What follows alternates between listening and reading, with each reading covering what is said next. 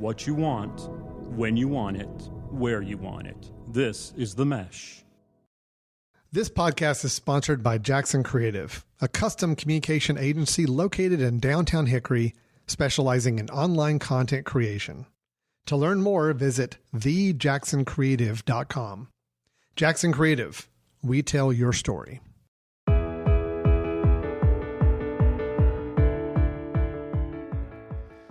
Greetings and hello everyone and welcome to the Forecast. I'm your host, Allen Burton. We are your connection to the who's who in the game of golf. And we hope to make you listen, laugh, learn, and grow your golf IQ. Director of Instruction for the Allen Burton Golf Academy at Lake Hickory Country Club in Hickory, North Carolina. I'd like to thank our listeners for tuning in and our show sponsors. Find us on themesh.tv and all your favorite podcast platforms such as Apple Podcasts, Spotify, Stitcher Radio, iHeartRadio, and Google Play. Be sure to check out all the other shows on themesh.tv, all produced right here in Western North Carolina. Advertising on the Mesh Podcast Network is a low-cost way to reach a targeted audience. For more information on advertising on this show or other shows on the Mesh Network, you can send us an email at info@themesh.tv or by visiting the Mesh website at www.themesh.tv and clicking on the Advertise button. On today's episode, I'm very pleased to be joined by a good buddy of mine, a great golf instructor from Austin, Texas. Good morning to Mr. Brech Spradley over in Austin. Good morning, Brech. How are you, man? I'm doing well. Alan, thank you for having me on your show. Looking forward to chatting with you today. Hey, look, it's my pleasure, man. I really, I've watched your career from a distance. We've met up at several instructor functions over the years, and you know, I think you, like me, we're both students of the game and diligently study the game, the golf swing, and what goes on in our sport. And you are in a really, really awesome facility over in Austin, Texas. Tell us about the place you teach and what goes on over there in Austin, Texas. Sure, yeah, thanks for that. I'm at the Barton Creek Golf Academy, and we're located at the Omni Barton Creek Resort and Country Club. We have an academy, a standalone academy, and we have 4 golf courses, and we have a big hotel that has about 505 rooms, so it's a big place. And then we have a membership and a country club side of it that we have, I think, around 1,100 members. So there's a lot of moving parts. I'm at a great facility. There's a lot of avenues of ways people come into our academy. So I'm fortunate for that. But we do have a big junior program. That's a big thing we do as well. So we offer a lot on our menu. We do some golf schools. Of course, all of that is shut down right now in these unprecedented weird times. But so all of our groups obviously are on hold. But we are open right now, and we are doing some social distancing private lessons. You know, I'm standing 8 to 10 feet from a student watching them hit some balls. And I got to tell you, I feel a little more comfortable doing that than I do going into the grocery store. So yeah. We're still doing some of that. But yeah, I'm in a great spot. And if you're in Austin and things clear out and get back to some type of normalcy, we'd love to have you to our academy out there. Well, thank you for that invitation. I would love to come see that. I think Austin's a great city, and I know, knowing you and knowing what you're doing there, I'd love to come over and hang out and take a look at that. That'd be fun. I'd love for you to come in and chat some golf for sure. Yeah, that'd be awesome. Hey, listen, I know you've got a lot of credentials on your resume. You're a Class A PGA member, of course. You're a Golf Channel Academy lead coach. You've been given numerous awards, a Harvey Penick Teacher of the Year award in 2015.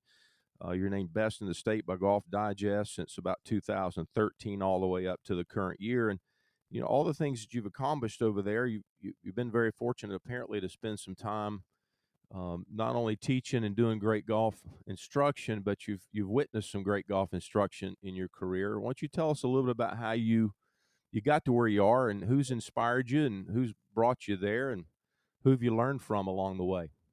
Okay. Yeah. So I got out of school in 1994, so I'll be 49 next month. And I actually started teaching right out of the gate out of school.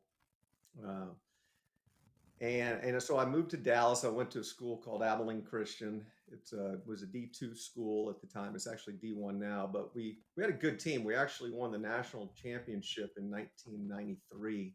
We had a really good player, and a gentleman from India, Jeev Milka Singh. I'm not sure if you've ever heard of him, but he kind of put Indian golf on the map, played in like 3 Masters. And anyway, he kind of led the way for us that year. And he was a very, very good player. So I got out and I started teaching in Dallas, and where I cut my teeth was at a big driving range in central Dallas, right out of the gate.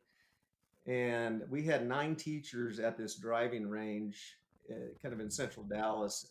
And so I was fortunate because when I got there, it was the hottest kind of driving range in Dallas at the time. I think it's a Top Golf now.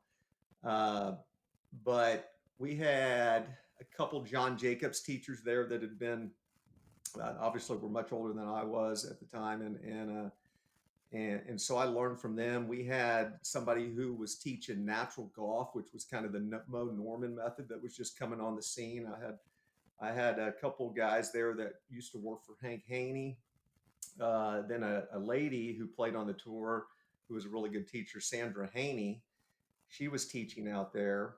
And then another gentleman who had spent a lot of time around Butch Harmon at the time at Lochinvar. So I was fortunate because I was around all these different ideas, and everybody was trying to make their own way on this big lesson tee. So I would sit around and I was teaching obviously, but I was new, but I was getting ideas from everybody, and then we'd all go out and have a beer afterwards and talk golf. So I was fortunate because I got to hear about a lot of different ideas at the time. So that's where I started, and I was there for about 5 years. Then I actually tried to play golf a couple of years on all the various tours in 98 to 2000. And then anyway, after that, I got to Dallas. And when I got to Dallas, I left Dallas, got to Austin. When I got to Austin, I was fortunate to land at Barton Creek and start working under Chuck Cook. And so I spent about 9 years with Chuck, and that was really where I started honing in a lot of my ideas that have kind of set with me the most. And I'm still very good friends with Chuck. In 2009, he left, and I was fortunate enough to take over the academy then, but I worked side by side with him for about 9 years. So, and then I've spent a lot of time over the last few years with Mike Adams' group and E.A. Tischler and Terry Rolls, and I've certainly gleaned a lot from them. But I also brought in Mac O'Grady to do a school, and spent probably about a year and a half after that school talking countless hours with Mac on the phone at night. And those were always very interesting conversations that would sometimes last about 3 hours or 3 or 4 hours.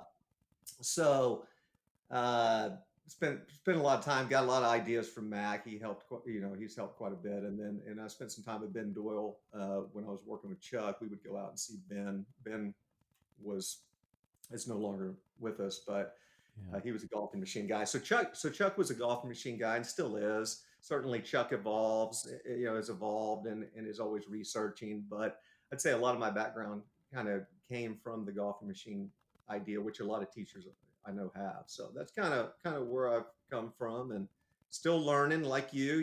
We're in this business to keep learning and getting better. And as you know, we probably learn more from our students than anybody else, because that's where they're the ones playing the game. We're just giving them suggestions, right? And so we're getting to learn every day on the lesson tee. So so I've been fortunate, but we love the journey of continuing to learn like you. Yeah, that's a really neat story, and I know having had those opportunities to share those brilliant minds that you've had, it kind of melts into something that you as a coach take to the lesson tee every day, and that's kind of the skill that we have as coaches is we've got a big toolbox, and the toolbox keeps getting bigger, and we just try and apply those tools properly to that person in front of us each day, don't we? Absolutely. That's exactly right. Every day we're trying to find that thing that, we like all teachers, I think we have our preferences. That's always been a debate in probably all sports, but golf in particular, as far as, do teachers have a model, or do they, not have a model? And I think, you can tell me your take on this, but I think that you've got to have at least, obviously there's multiple patterns that work. So you have to have at least your ideas on what do you think are the important things that need to take place in a golf swing, right? And whether or not you can get somebody really close to your ideals over time, as long as it fits within what works for them, then that's great. But I would say over 95% of the time, you're having to deviate a little bit, right? And so you're having to match up. Now the terms are, matchups and things like that. Back we used to call them variations, and they're patterns and matchups, but we used to call them variations. So it's all the same. So it's just understanding that, but at the end of the day, the ball has to do the correct thing, doesn't it? Yeah, that's it. That's really it. That kind of goes back to a John Jacobs statement, I think it was. He said, "Golf is what the ball does." So, it's kind of how I teach it as well. I mean, we all look at our player and what that individual in front of us can do physically sometimes is limited if we're dealing with an older person with some, range of motion issues and that kind of thing. So yeah, we're taking that player in front of us and trying to get that club to do something that's going to establish proper strike on the golf ball and control the flight of it, and give that player a predictable flight that they can play and repeat. And that's a big challenge sometimes. Absolutely. And that's why I think, you can't get around law moves the ball, right? So one of the things I certainly impress upon my students, especially the juniors, but really anybody that wants to spend time getting better, especially like if you look at the full swing, for instance, in ball striking, I call them my daily vitamins that I want them to do.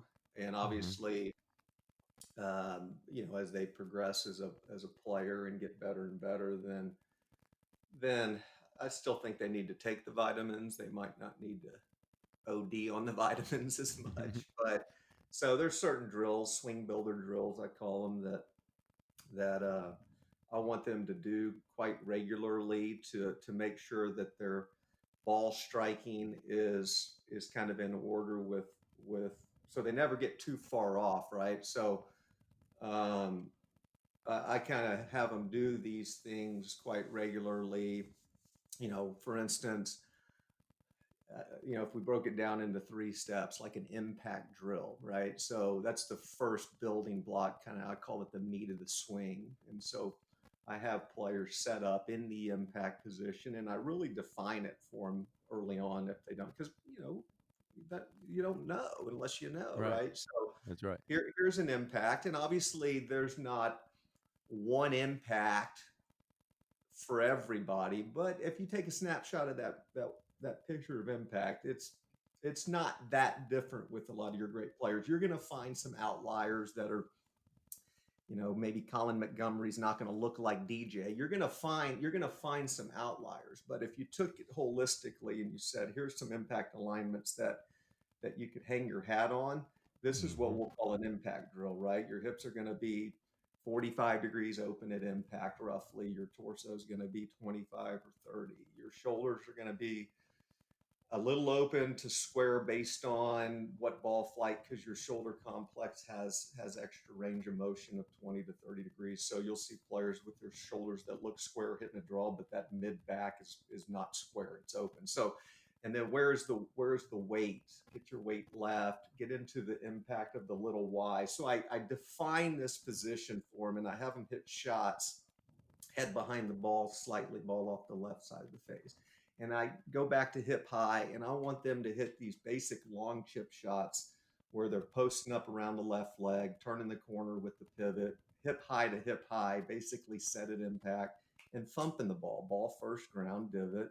It's a striking drill, right? And so that's a daily vitamin. If you don't do that well, you need to do that well, right? And that's what I tell them. So that's like vitamin 1. And then I take them into step 2, which would be like the 9 to 3 drill. Now you're going to set up in a normal setup. Now we're going to go back to a 9 o'clock L. Now, where's the shaft at that? Ideally, it's going to be pointed at the target line. If you miss the boat at that L position, then maybe a little more vertical. I would prefer than too flat, certainly. And then somebody will say, well, what about Matthew Wolff? He's inverted and pointed the other way. And I'll say, yeah, he is, but he needs to lay it back down and get back into an on-plane position coming down. And what I would say is, I wouldn't advise that position if you're hitting a 50 or 60 yard shot anyway, right? So look, there's going to be outliers always, but early on, if they understand where that framework, because all I tell them at that point at the 9 o'clock L is, I want a relatively flat left wrist, or if it's slightly flexed and bowed a little bit, that's fine. I ideally don't want it too cuppy unless they have a really stronger grip, that the face still is good. And at that point, all you've done is you've turned impact further back, right? So at that point, that is the impact position that you're just now turning further back up the arc. And now your job is to not screw it up. You're going to rotate through. Yes, the club's going to uncock. You still want your wrist pretty flat. Your right arm's going to straighten a little bit, but now we got to get back through those impact alignments, thump the ball, hit a hard punch shot. In Texas, you got to have that shot anyway. So I want them piercing the ball and go to your rotation and get to the 3 o'clock position on the other side. So that's drill 2, is that punch shot, right? And then you turn back, finish it off with more shoulder turn, try to match up the turn and arm swing pretty well. Now you're turning impact further back, rotating through to a full finish. And now you're getting into the swing. So I kind of say, hey, you got to learn to strike it in drill 1. I want it thumped. You got to strike it in drill 2. I want it thumped. Now, when you do that well, you've earned the rite of passage to let it go. Now you can, now you get in the debate of, well, don't handle drag it, go ahead and fling it, all this deal, right? So it's important to understand, in my opinion, right, that I haven't really ever met a great ball striker who didn't know how to hit a hard punch shot. Now, if there's a little handle drag in that, then you learn to throw it and fling it. But when you're flinging it at the right time, right? You're not flinging it early. So I want them to understand all that. So that's kind of how I would take somebody through the daily vitamins of that. And then beyond that, now you're getting into the preferences of where somebody is, because I don't cookie cut a swing. If somebody's across, I've got a girl that's top 10 in the country who's vertical and across the line and has to lay it down. And I've got other players that are more on plane, and some, I try not to get them too laid off, but I got a couple that are a little bit laid off and they play fine from there, but I'm, trying to sneak them around maybe a little more on plane at the top. So it's just, that part is now you're getting into what works for that player, but I still think they need the understanding of what the building blocks are, so they're hitting the ball solidly day in and day out. That's kind of what I believe in. That's some golf brilliance right there, and certainly it's a process, and every player,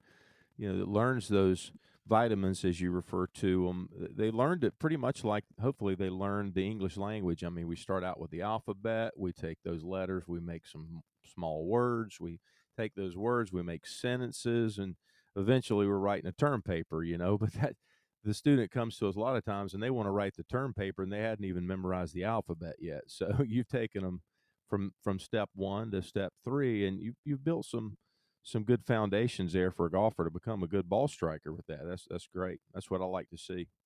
Yeah. So did you learn that approach from any one particular teacher, or did you just kind of figure out, hey, this is how it goes? Did you see Chuck Cook doing that? Did you see Matt O'Grady? No. So yeah, that's a great question. When I first started working with Chuck, we doing golf schools, and to this day, I kind of call them vitamins. We in the golf schools call them our swing builders.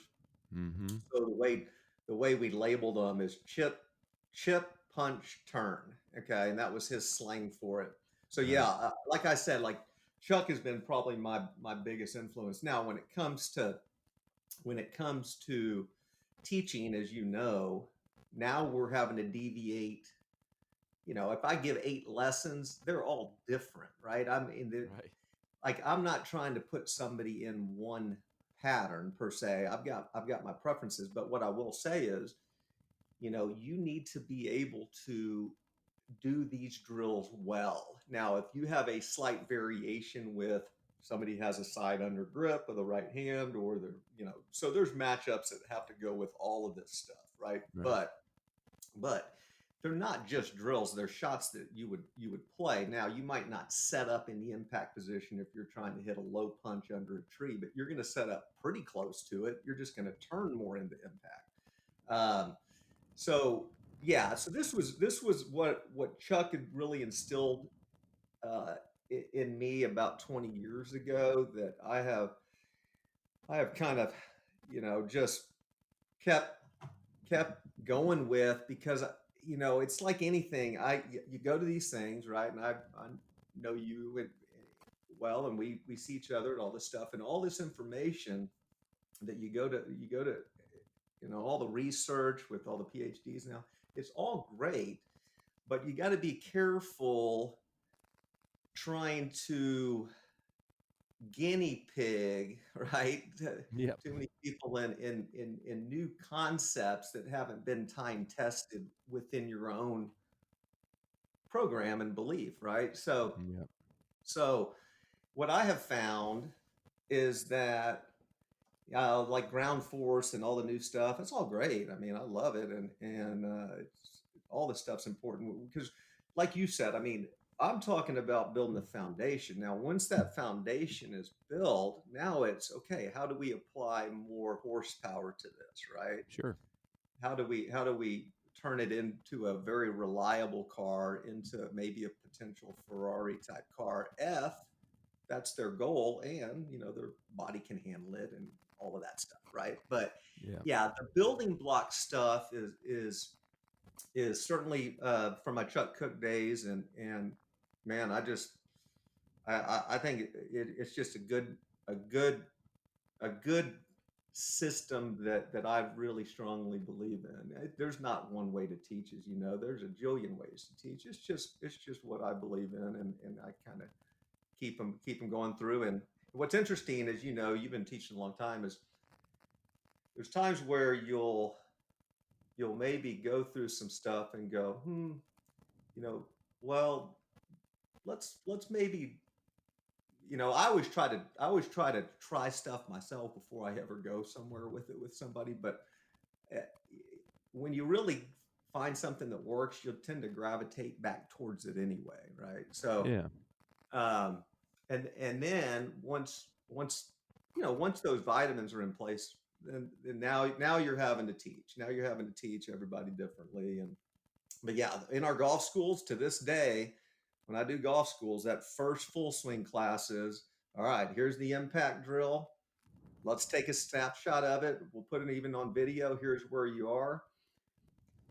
You can take a snapshot of somebody's impact and come really pretty close to guessing a full swing handicap. Now, obviously, you'll see players that look great at impact and they can't break 100. Right. But that's a little more rare. And obviously, impact is just a blip in time. It's a snapshot picture. You got to see the whole motion. Of course, golf is not a still frame. I get that, but I want them to understand what those impact alignments are. You got to know where home is. If you don't know where home is, then you're behind the 8 ball a little bit, because as you start making a bigger golf swing, you get further away from home. You got to know how to get back there, right? So yeah.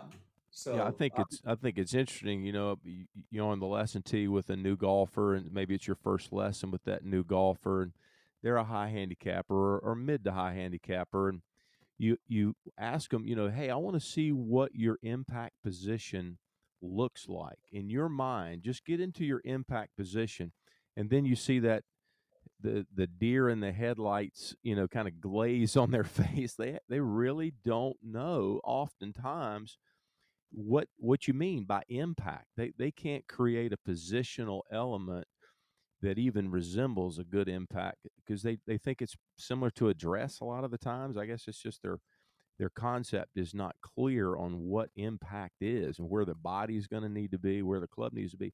I'm just an old common sense guy. I think about a golf club as having, 4 angles that we're trying to manage. There's a angle of the face directionally, there's the loft, there's the shaft lean, and there's the lie angle. And those 4 angles, I mean, to me, common sense says if we want this golf ball to respond in a directional way and control at least the trajectory and direction and spin, we want this club in this position when it strikes against the back of the ball. And so how does my body need to move to create that? That's the way I think about it. But golfers don't, they just don't have that concept understood very often. So you Yeah, have to exactly. hopefully give it to them. That's exactly right. And so, from there, like I think impact, you could say, well, impact is king, but I would say that once that's established, I'd go probably a little further back up the swing and say, where the rubber meets the road, and you could argue that it's borderline more important, but the transition of the golf swing, right? And Mm-hmm. how things move dynamically, um, and when do they move? And obviously, certain body parts move at certain times forward, but now you're getting into that critical area of the golf swing, which is the transition, which is maybe arguably the most important part of the golf swing because it sets up the whole change of direction into impact, right? So, Sure. but to that point, there's players that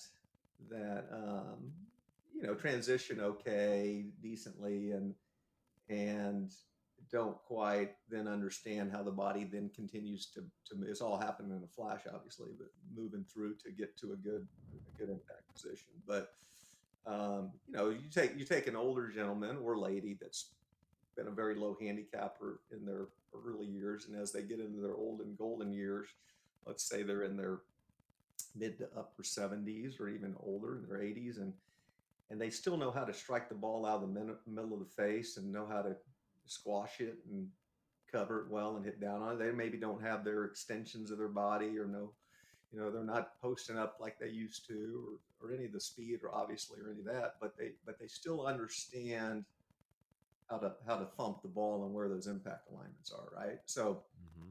so that's just an important deal. But yeah, it's fun. It's a journey on the lesson tee each day. You're dealing with people, right? And everybody learns it differently and feels differently, and so that's the beauty behind teaching golf. Yeah, I also noticed that you're certified through Titleist Performance Institute and you Sam Putt Lab, the 3D Motion from K-Vest. I mean, you spend, like a lot of instructors in today's careers, we spend a lot of time trying to get certified and gain these extra knowledges to take to the lesson tee. It says here you're an Aim Point Express green reading. So tell me, how much putting do you do with Aim Point? Obviously, you're interested in some putting with the Sam Putt Lab stuff there. Do you do quite a bit of putting there at your school? Yeah, we certainly do quite a bit of putting, and I do love Aim Point. I Here's my opinion. I think I don't force Aim Point on my students, but what I tell them is, here's a great method. As you know, here's a very good method to read greens. Now, for you to feel comfortable putting it in play, you need to really understand it, and you need to practice it and trust it, basically, because if your eyes are going to work better if you don't have any idea what you're doing with the feel of your feet and all that. But once you learn it and you feel it and you get a system to understand feeling slope, then I think it's a superior, it's way superior to the eyes, right? So, Yeah. but just the knowledge of understanding it can help the eye read anyway. But Mhm. what I have found, the players that have gone through it, whether it's a clinic, whether it's a junior or just an adult going through a aim point class, I want them to come back if they don't understand it or not or aren't using it enough for a refresher. Because it takes time, but once you get it, boy, because I even teach it, and it took me 3 to 6 months to feel comfortable knowing what I was doing with it, Mhm. quite a few years ago. But now I'd never trade it just for the eye read. So yeah, I really a big believer in aim point.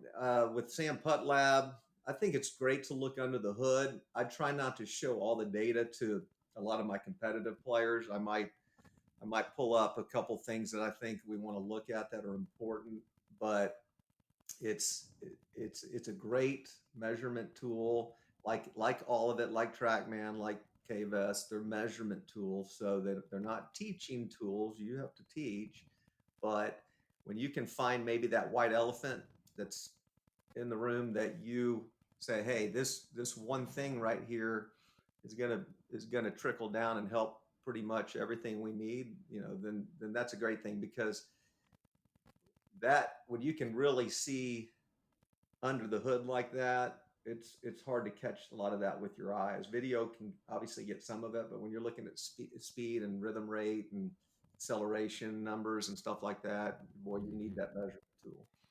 No question about it, and it's great you have all the tools to do that. Yep. Players that come to you, they're putting a lot of trust in you, and I think it's really important that we as coaches have that data to kind of work from, and it just gives us some insights to things that the player doesn't know. I mean, the player when they hit a putt and they miss a putt, they don't often know when to start tinkering with the stroke and changing the stroke. They don't know if it was an aim issue. They don't know if it was a green reading issue. And then they just have a real challenge in diagnosing their own issues. And that's fortunately for us, it kind of gives us some job security, in that we can dig a little deeper than they can sometimes and come up with some answers. But those technologies help us in our daily work, trying to figure out what's going on. But you're right. You're dealing with an individual, and each individual that we deal with has their own concepts of what they're trying to accomplish. And if we hadn't worked with a player for very long, it takes a while for us to get in their head and figure out what's going on with their understanding of the challenge and the concept that they're trying to execute when it comes to hitting a golf shot. That's for sure. So coming from Texas and being a player, everybody thinks about Texas as being very firm and hard and windy and all of that. I'm sure that's pretty true in general. It gets hot down there in the summers in Texas too. I came to Dallas and played some golf, so I kind of know that area a little bit. Um, Tell us, how does that affect the guy's game? What tendencies do you see a guy coming out of Texas have in their game when they take that out of Texas and try to play worldwide, like Tom Kite or somebody like that? What do you notice in their game when they learn the game in Texas? Well, I mean, obviously the grasses are one. We, have much, the Bermuda grass is, let's start with kind of the short game. When you're talking about learning how to chip and pitch out of gnarly Bermuda, um, it is a tough grass to grow up and learn on. And that's why when you have players that come in, we've got that Dell match play. Of course, it didn't go on this year, but we've had it at Austin Country Club for the last 4 years. That when you look at a few of the players trying to chip and pitch the ball around there, I went out and watched last year on Friday and and saw some really poor chips and pitches. I mean, Yeah. not even sticking it, laying the sod over it, kind of deal. And so it's a tough grass, because when let's say you're on a zoysia or something that the blades are going more vertical, even bent. It's a little tighter, but it's a lot easier to chip and pitch off of on that type of grass where the blades are not growing as gnarly, and you don't have all the grain and all that. So learning how to chip and pitch the ball is important. There's times where you got to go ahead and what I call pinch it or dig it. Certainly the bounce of the club and understanding how to use the bounce and not get the leading edge too caught. And that's a very valuable understanding of how to use the sand wedge.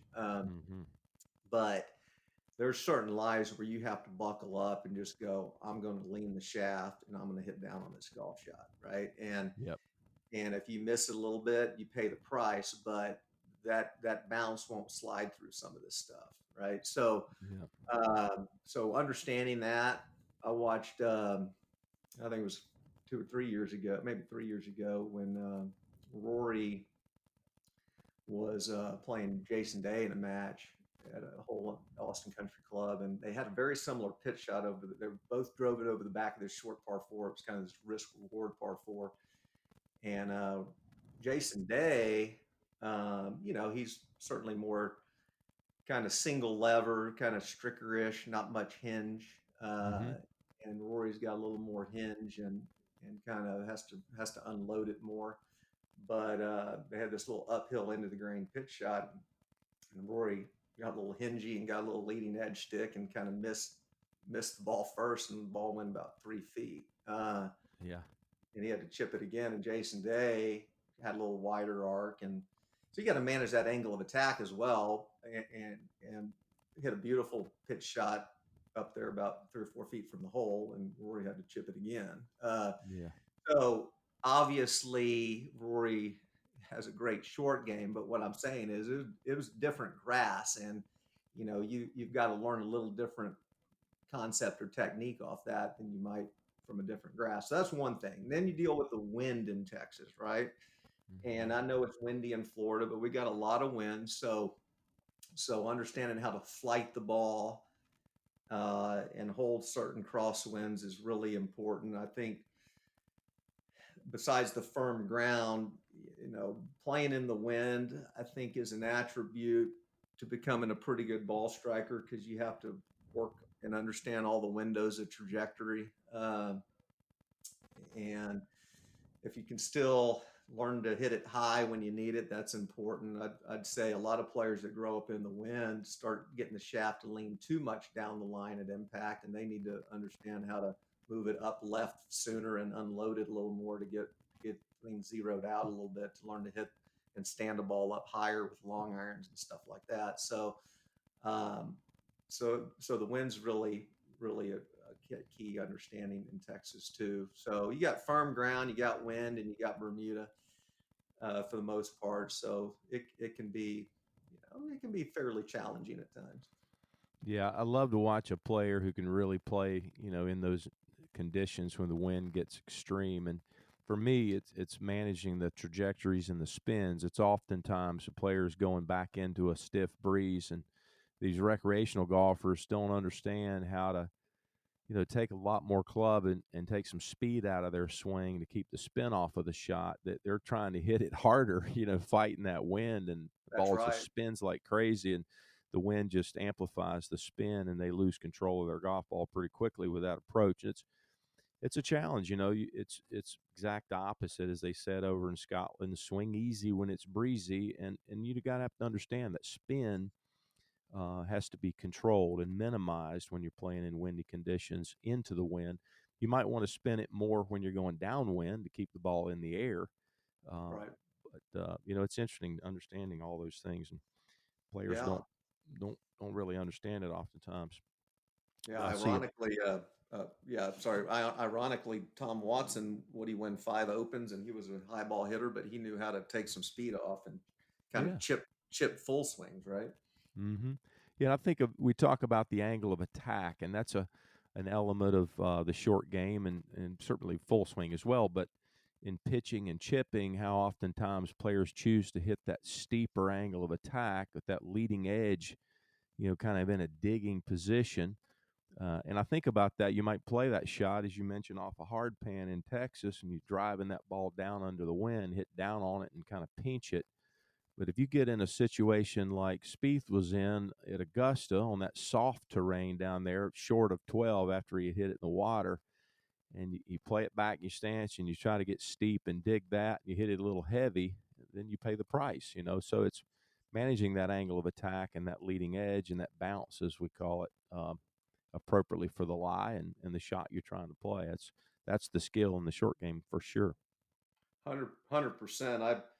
I had to learn that when I went to, growing up in Texas, and I think there's I think with golfers, I see it a lot with as players become adults, but the players that just pinch the ball or lean the shaft and hit down on it with a little too much shaft lean.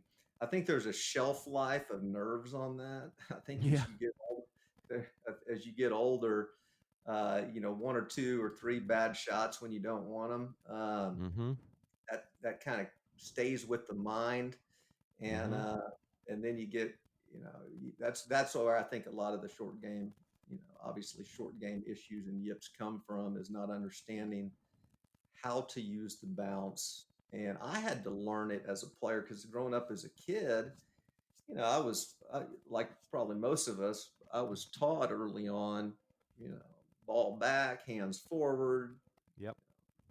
Go ahead and drive the ball down and get steep on it and stuff like that. As we were saying, there's certain lies where you got to do that. But when you're trying to hit I went through high school.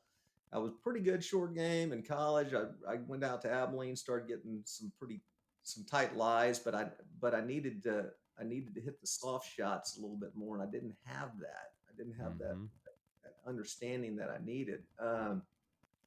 So it took me a while, to really understand a little bit more of how the club needed to really, really work. And certainly, there's been a lot of great evolving research with short game, like anything, and where the body needs to be and how that helps you, get rid of the club and use it. So matching up all the angle of attacks, like we were talking about. But I tell you what, understanding how to use the bounce and zero that thing out, and knowing that it's your friend, and you have some latitude to hit behind the golf ball and not chunk it. That's a big deal to understand, and a lot of golfers need to.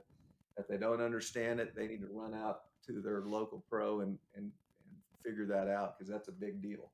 Yeah, I think that's one of the biggest advancements in our instructional world, is in short game and understanding the variables with lie and trajectory and spin. And what we're trying to help a player understand is there's not one approach that's going to apply to every situation and give you the results you're trying to get. You have to vary your technique to be good at short game. You can't just go at it with the ball back in your stance and the handle forward and hit down on it. As we were taught as kids, and that has such a narrow margin of error bringing the club to proper contact onto the golf ball. It lends itself to those thin shots where you hit the top of the ball and drive it down in the ground thin over the green, and then if you hit a little behind it, like you say, you peel the sod over it and it goes a couple of feet. So working that technique, like you say, there's a shelf life on that. After you've missed a few, it gets kind of nervy to hit those shots. Taking that technique and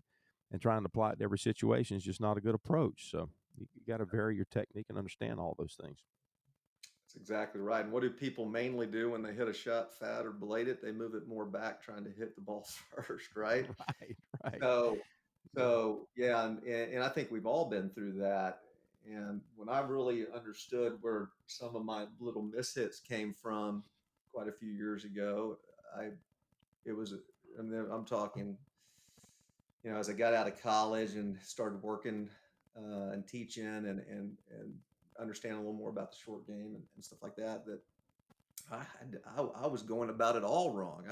I needed to move the ball forward, and on a basic pitch shot, way more forward, and let the club go more, right? Yep. So yeah, it's counterintuitive.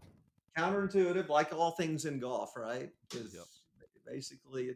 If you think it's this, it's the other, right? So, but yeah, short game's a big deal, and navigating that, especially in Bermuda, and reading the grain and all of that is a tough grass to chip and pitch out of, for sure. So, and we were talking a little bit about technique in the short game, and going deeper into the technique world. I know Mac O'Grady was a guy who, I never spent any time around Mac. I did meet him briefly once here in North Carolina. He came to Monday qualify for a Champions Tour event over at Rock Barn, where I used to be director of instruction, and shook his hand and met him briefly. I'm not sure if he played right-handed or left-handed that day, to be honest with you. I can't remember, but what were some of the things that you learned from spending that little bit of time with Mac? I mean, he's written the book in a lot of ways on the modern golf swing, and was way ahead of his time in some regards. What are some of the things you took away from that time you spent with him? So when Mac, I was working. This was in about 2008. I was still working with Chuck, and Mac was coming into Austin, and he had a qualifier for a senior event that he was going to play in, and he wanted to play a practice round at this course. So he connected with Chuck, because he's known Chuck a long time, and so I had the opportunity to go out and play a round of golf with Mac and Chuck, and he was how old is he now? He was in his early 60s then. So, but I mean, striped it. Didn't really miss a shot. Didn't make any putts. He missed everything that day, but he striped it. So it was impressive. So that kind of was when the first time I met Mac, and then that was right during my transition. Chuck was leaving the academy, and I was taking it over, and I contacted Mac to bring him in for a golf school, and this was now 3 or 4 months down the road, and so I brought him in, and he did a week golf school, 1 week, and I was actually a chauffeur. He didn't have a rental car, and he was staying at a hotel downtown, and I got home at about 1:30 every morning. We ate at this steakhouse across from his hotel every night, same place. And my wife was kind of happy that week was over, to be honest with you. But we did a golf school from 8 to about 6:30, and then I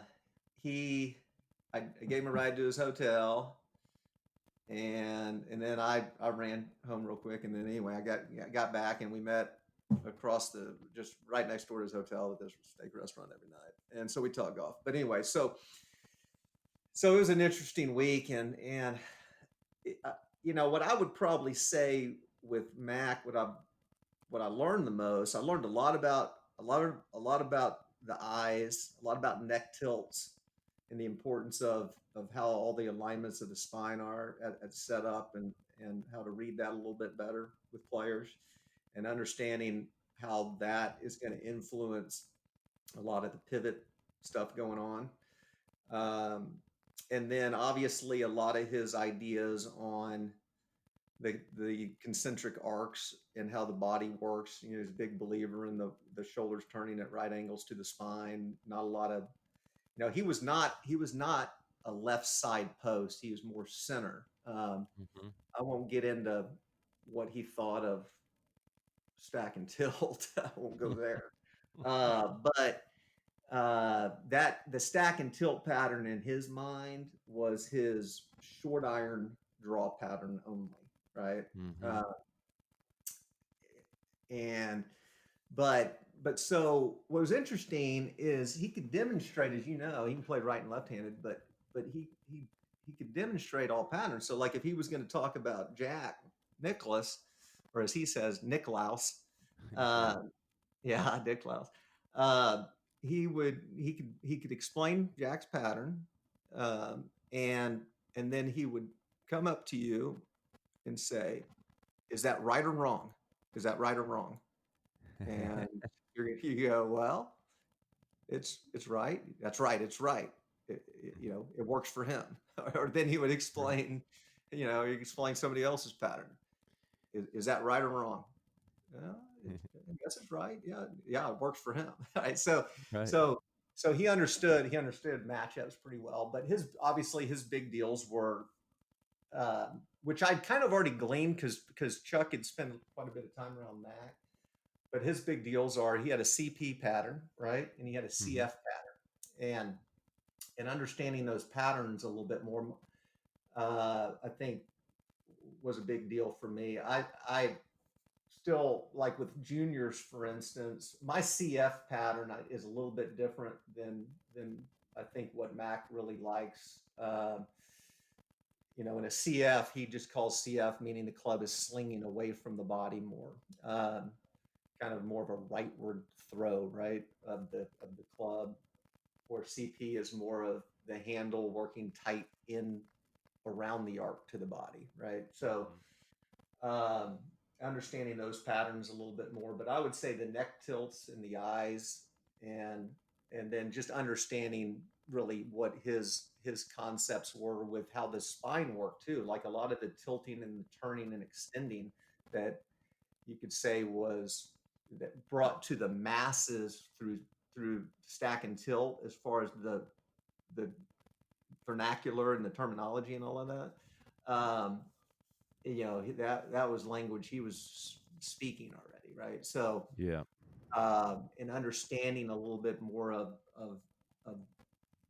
the extensions of the spine, and he would say, come to my back, feel my back. You feel that? You put your hand right on the middle of his back. You feel those muscles, and so he had certainly a good understanding of what he taught and his pattern, and you didn't, if you were going to go through the Mac deal, you didn't deviate, right? So Yeah. it was pretty much all or nothing. But yeah, valuable time. And then after that school, really had a lot of really cool phone calls where sometimes they would last, quite honestly, 3 to 4 hours. And so it was, you had to schedule that call, but it was very fortunate to do that. But it would be like, okay, you got your phone in your left ear. All right, stand in the middle of that door frame. You got a door right there. Okay, I got a door. All right, go to the door frame. All right, put your right hip against the door. Okay, I'm there. Yeah.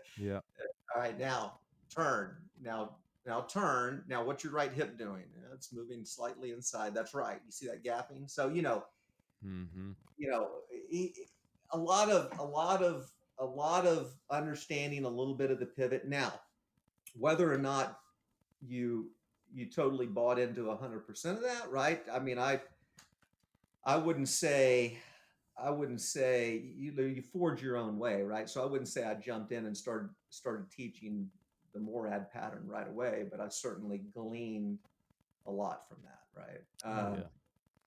So pretty cool. And like, as you know, he's a lot of what teachers teach. A lot of that stuff was kind of early day Mac, right? And a lot of the ideas that a lot of the new modern teachers teach come a lot from the Mac stuff, for sure. And so yeah, pretty cool.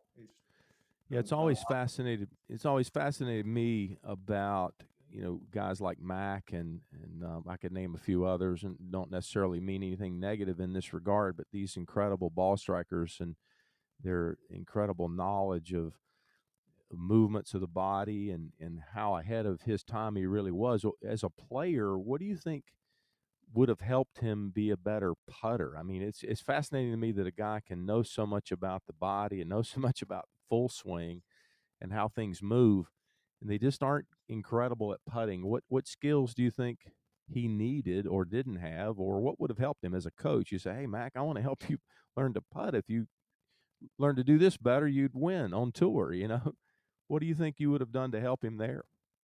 Well, boy, that's a loaded question. I'm sure he, won't, maybe he won't listen to this podcast, but No, I would say this, when we played that round of golf, right? Yeah. Um, so here's what he was doing. Okay. He had his ideas, but they were different, right? So he was putting left-handed, hit the ball right-handed that day. Right. And he had the ball almost outside his right foot. So it was way forward. Okay. And Yeah. his head, he had about 6 inches intentionally, 6 to 8 inches behind the ball. I mean, he was way behind the ball. Like Mm. it was Nicholas style on steroids. He had it way forward. And Gotcha. what he was doing at the time was he was stretching his eyeballs to the right, basically looking at the ball where he had max stretch of the muscles of the eyeballs. And his concept of that stretch was that his eyes would not flinch. Okay. So if he stretched the muscles of the eyes, uh, being that the ball was that far outside his right foot, he had to, through his peripheral vision, look out there and he had to stretch the eyeball.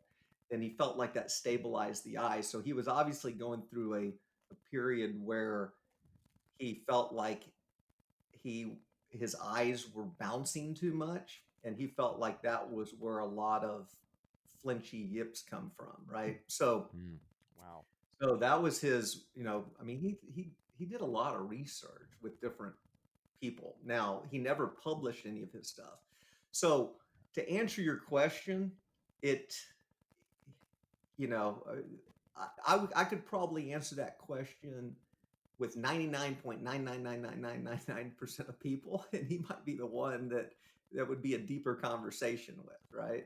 Mm-hmm. Uh, as far as what to do to fix him. But because I obviously haven't spent that much time around him, all I know is um, he he probably didn't research putting as much as the full swing, obviously, but he says he did. So, or at least Yeah. he said that week that he'd spent plenty of time, you know, researching putting. But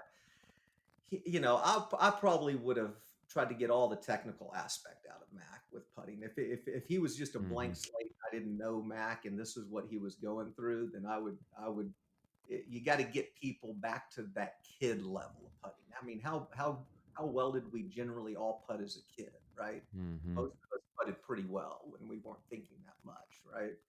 Um, he goes back to the whole pre-shot routine and the visualization, and I mean, once the stroke is pretty decent, as you know, it becomes green reading and confidence, and it's like Harvey Pinnock used to say, hey, you want to putt better, you go hang out with great putters, right? Right. In other words, Right. you got to believe that you're a great putter, Yeah. and that's where it starts. Like, for instance, just real quick, Jeev Milka Singh, which we were talking about, played on our team from India and made probably $14 or $15 million playing golf, in Asia and Europe and all that. His stroke, he had this loop, like his golf swing. He picked it up, he looped it and popped down on his putts. I mean, it was a reroute lift. The putter came straight up off the ball, popped down on his putts, really handsy poppy stroke. But he made a lot of putts, Yeah. and he had unbelievable self belief. And every night, Jeev, in a notepad, ever since I knew Jeev and through college, he was doing it, and it was some of his early um, days of kind of the whole being around the Indian culture and meditation. But he would write down, "I was born to win" 10 times every night on a notepad.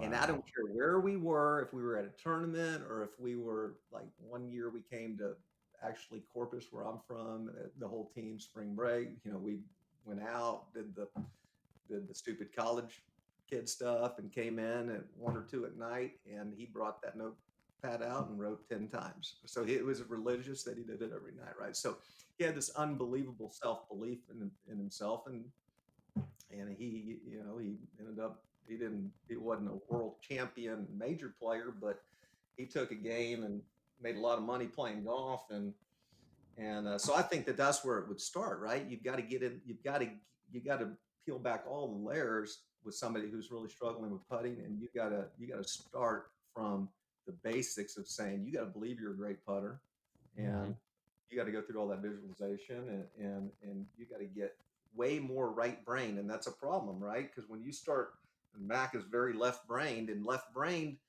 you can strike the ball. You can strike the ball left brain. Okay. I mean, I don't want to get into the whole concept of right brain, left brain, and the importance of not having too many swing thoughts, and that's important, right? You can't be thinking too much, but you can groove a golf swing left brain, and you can be a ball striker way more left brain than you can be a great putter left brain. Yeah. So I would try to get as much right brained as possible, but that might be hard.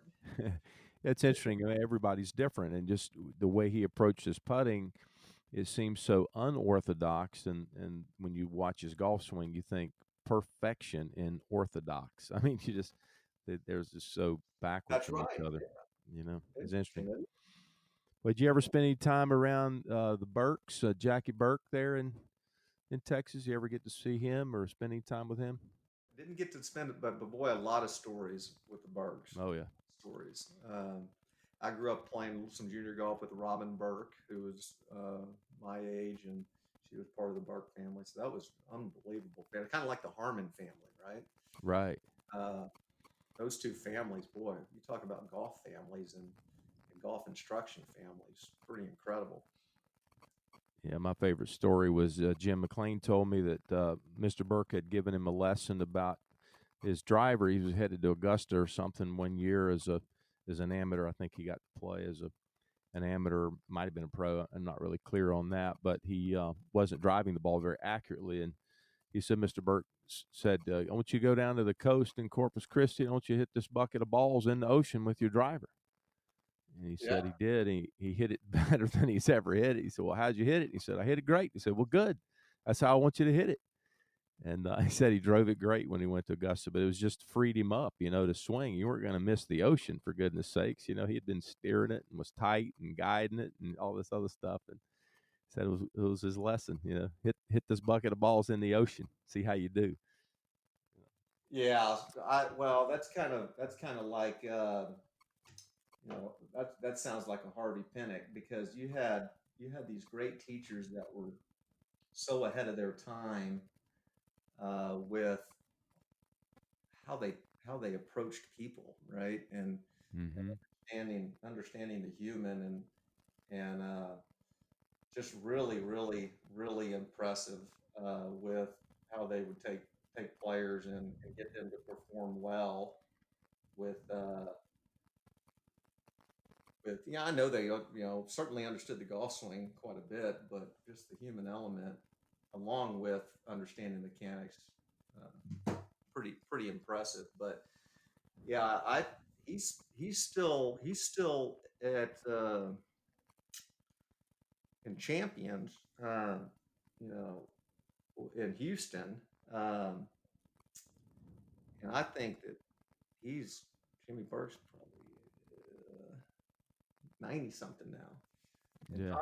Tommy Burke is pushing 90 as well down in Corpus still. So Yeah, I see Steve Elkington gets over there from time to time and spends a little time with Mr. Burke, and they do some video, and it's fun to watch that stuff. It's really great, and a lot of their thinking is still applicable today in terms of simplifying things, and that's what our golfers need. They want us to go out and do all the heavy lifting and learn the technical stuff, and then just turn it into something simple that they can do and hopefully make them better.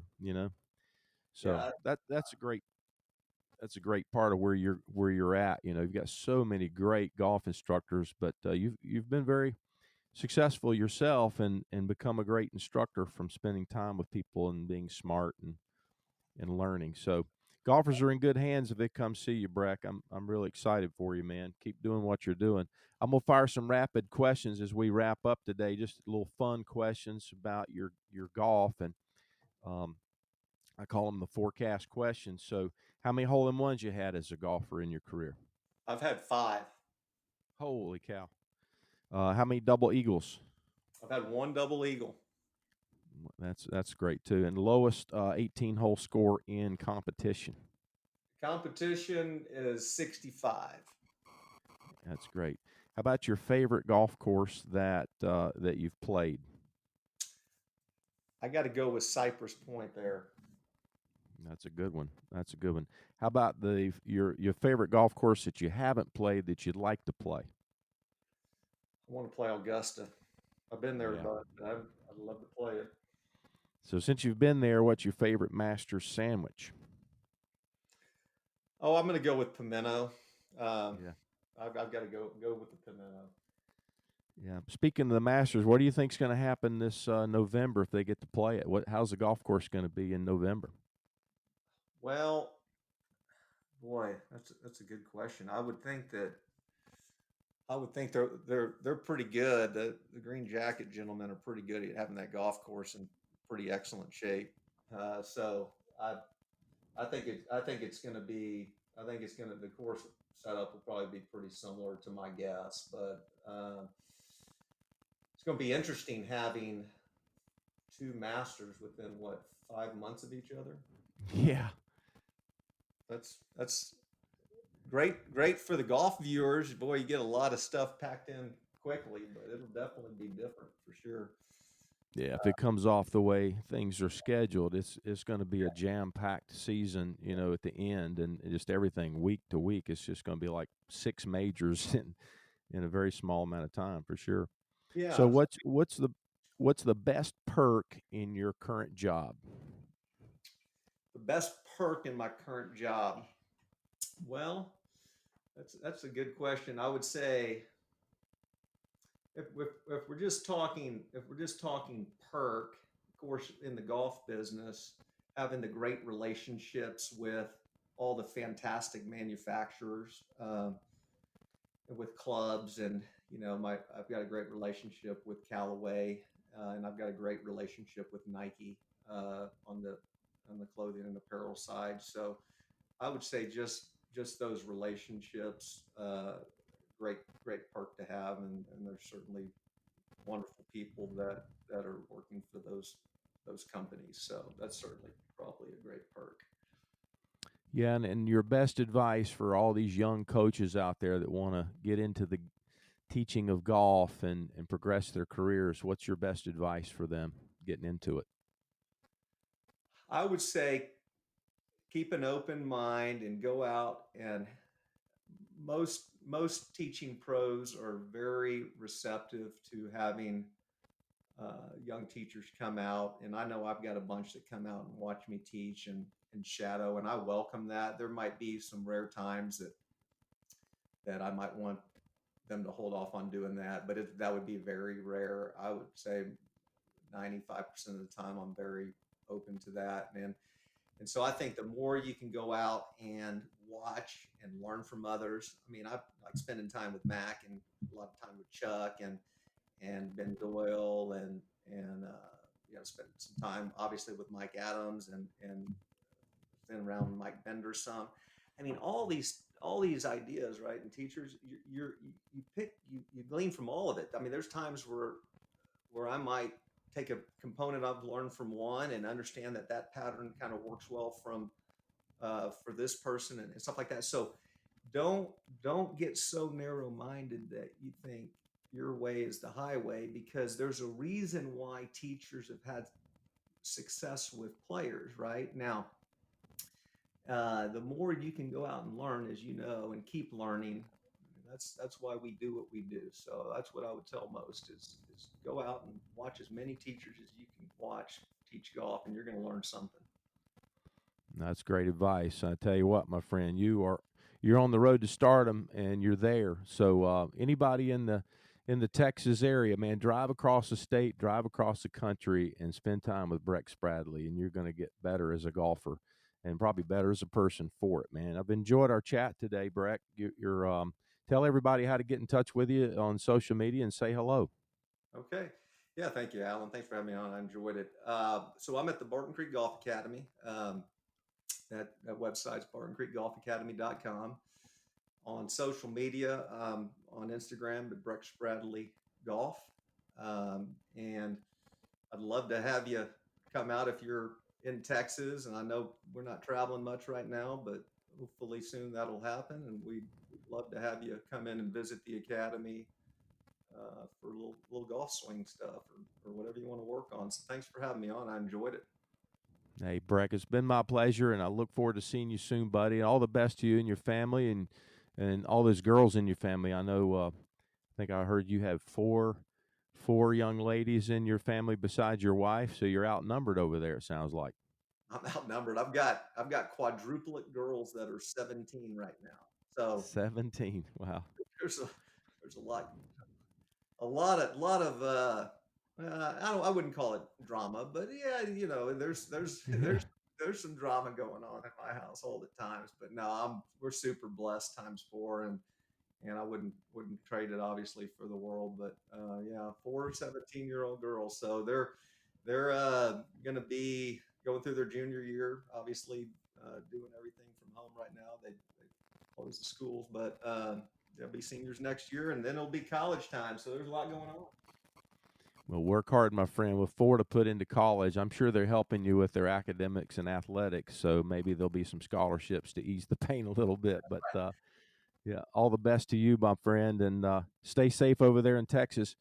I'll wrap it up today and tell all my listeners I really appreciate you tuning in. You've listened to Brech Spradley from Barton Creek Golf Academy in Austin, Texas this morning. Brech is a Class A PGA member. He's a Golf Channel Academy lead coach. He's got many, many awards. The Harvey Penick Teacher of the Year Award. He's ranked best in state by Golf Digest magazine since 2013 to present. He spent a lot of quality time learning the golf swing. So you're in good hands if you go over and spend some time with Brech. I want to thank the listeners and my sponsors. Look forward to another episode of The Forecast coming up very soon. Stay safe out there, golfers, and let's keep enjoying the time together. Thanks again.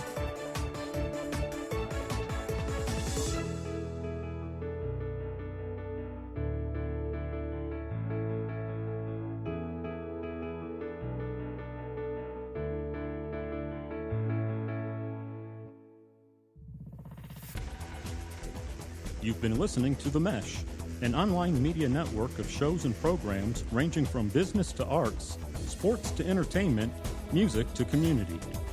All programs are available on the website as well as through iTunes and YouTube. Check us out online at themesh.tv. Discover other network shows and give us feedback on what you just heard.